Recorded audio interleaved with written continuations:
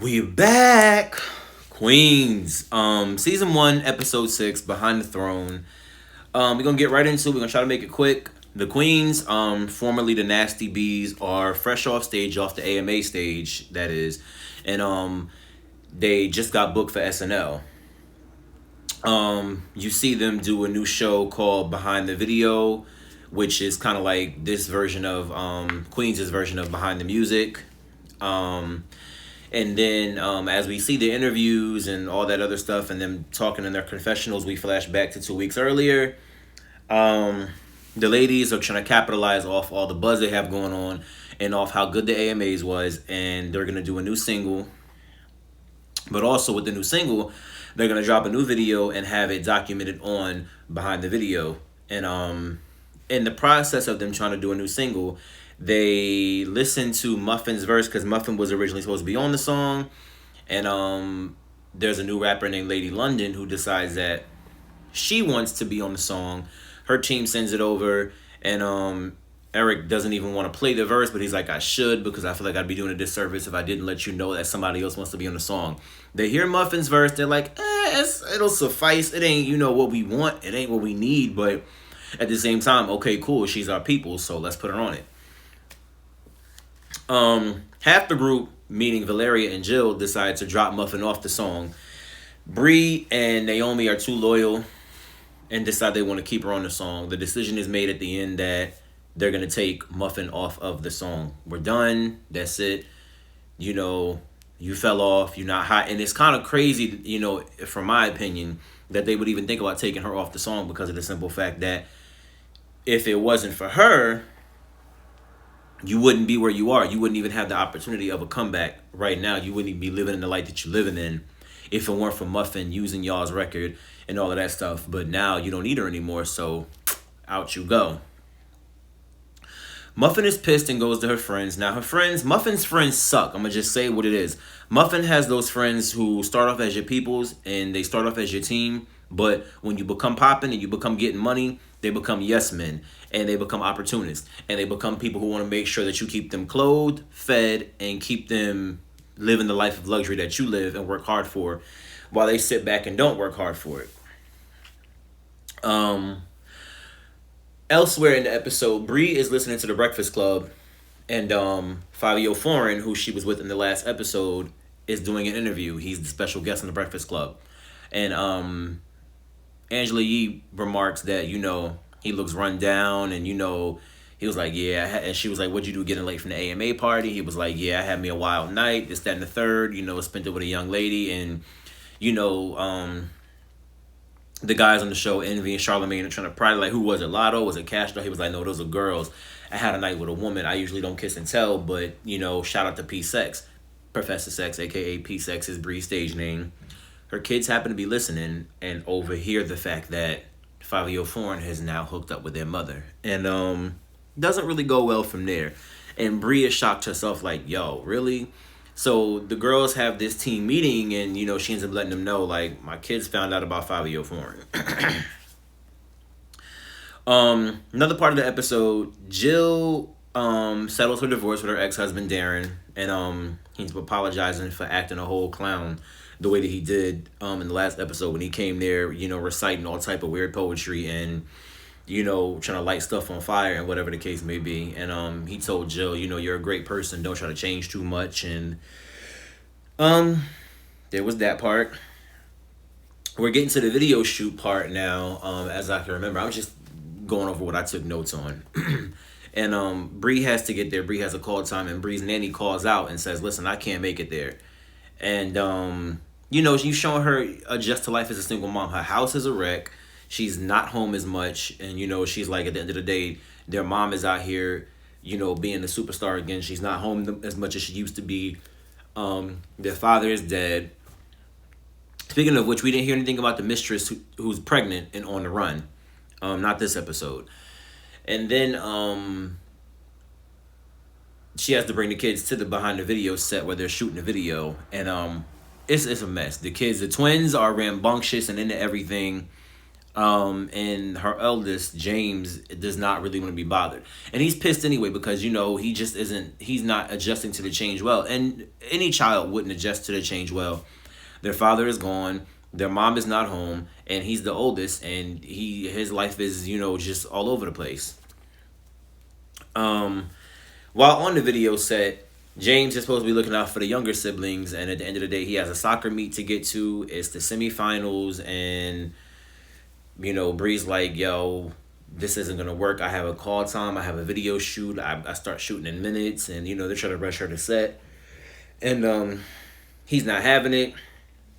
As she walks away to go to set, he calls his mom a slut, and this is when the Philly, once again, we see the Philly jump out of Eve's character. um, this is more so Eve than it is Bree, because the Philly jumped out because I couldn't even believe he said it. I was like, yo, did he really do that? He really called her that? Like, wow. And he was like, that's all my friends say. She was like, and when she was getting ready to throw them hands, one of the production assistants jumped in and was like, yo, we need you right now. Like kind of trying to disengage the situation and also keep the video shoot going afloat. Elsewhere in the episode, Jill is experiencing newfound fame, as we saw the last episode, from being now an LGBTQ member. And it starts to bite her in the butt a little bit because she's coming out of a restaurant with her new PR chick slash whatever you want to call her special friend with benefits. The paparazzi asking her how she's dealing with the fame, how you like it, all that good stuff. She's like, had I known I would have got this much attention, I would have come out a long time ago. Well, the LGBT is not very happy about this, and they decide to get up in her behind about it. They were like, yo, at the end of the day, this is what you feel about us. So what? You decided to join the community because it was a good opportunity for you fame-wise, but at the end of the day, you don't really care about what this is. You don't want to stand in this because you're really a part of us. You're in this because of what it means for your career. And she begins to believe that she's canceled. It even gets worse because if you remember in a previous episode, there was a video shoot where the group begins to fall apart, and they were being documented on making a video, and there was a production assistant who was trying to make her move on Jill, and then Jill, back when Jill was on drugs and she was really Jill the Thrill, and wasn't out yet, goes off on this production assistant, pushes her, shoves her, completely attacks her, belittles her, and even Naomi was like, yo, you need to chill, this ain't even that deep. And this production assistant comes out with her own video on YouTube and lets it be known Jill is not who you think she is.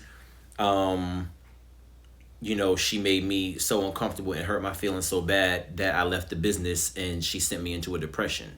So all these events, coming from the LGBT community, end up getting Jill canceled for a little bit. So what does Jill do? In the middle of controversy, she calls in Tina because the group is panicking. In the middle of all this, Lady London pulls out of the song. The group is like, yo, what are we going to do? We can't afford any more negative publicity. We already got problems, trying to keep all of this together. And now you listening to your new manager that you got outside the group, you want to be the LGBT icon, but at the same time, you're not thinking about how your negative choices while being an LGBT representative are affecting the group. You're not looking at that part of it. You're only thinking about Jill, and you've been so selfish and not consulting us. Now look at what you done did. And now you need help getting out of this controversy, and you need help because also, too, we still have to be a group. We still got to get this money. Let's see. Valeria ends up sitting down with her mom and just getting down to business like, yo, what are you here for? Are you here for money? You want money? Cool. I got diamonds. Here's a $100,000 check. What do you want? And she was like, okay, here's the truth. I came from Puerto Rico. I was 19. Then I was 19 and pregnant. Then I was 19 married and pregnant and ended up with you. Your father's name is Javier, and Javier was abusive. And at the end of the day, I had to run. So me leaving Javier means that I'm going to go put you in a shelter, and I'm going to go put you where I know you'll be safe. Because at the end of the day, he's hurting me. I can deal with him hurting me. I can't deal with him hurting you. Because if he hurts you, then I'll never be able to live with myself. So she said she felt more comfortable leaving her in a shelter and putting her, where she knew she'd be safe and where she felt she could be safe. And She also said she felt comfortable knowing that she made the right decision when she saw that Valeria became famous and a celebrity all these years later. Uh, Also on the set of the video, there is a new director named Rodrigo. And he is a fan of Naomi, but also has a crush on Naomi, and you can see it's kind of reciprocated. And Eric ain't feeling this. You can see the tension, you can see his attitude, you can see the mood kind of shifts when he's around. So I'm definitely thinking that's gonna be a situation later on in the episode. Let's see. And it was kind of crazy about how Jill got Lady London off the song or whatever, or how Jill's controversy got Lady London off the song after taking Muffin off. See how that is? That's that karma going on. Muffin goes to her label after talking to her team, who's absolutely worthless. Goes to her team and says she wants a new image. She wants to get rid of this Muffin image. She wants to just be Lauren, which is her actual name. Muffin has tried this before while coming out of rehab. She took off the wig. She has her natural hair color. I want to be Lauren. I want to make a Lauren album. I don't want to be Muffin. Muffin is a gimmick. Muffin is a character. I want to be Lauren.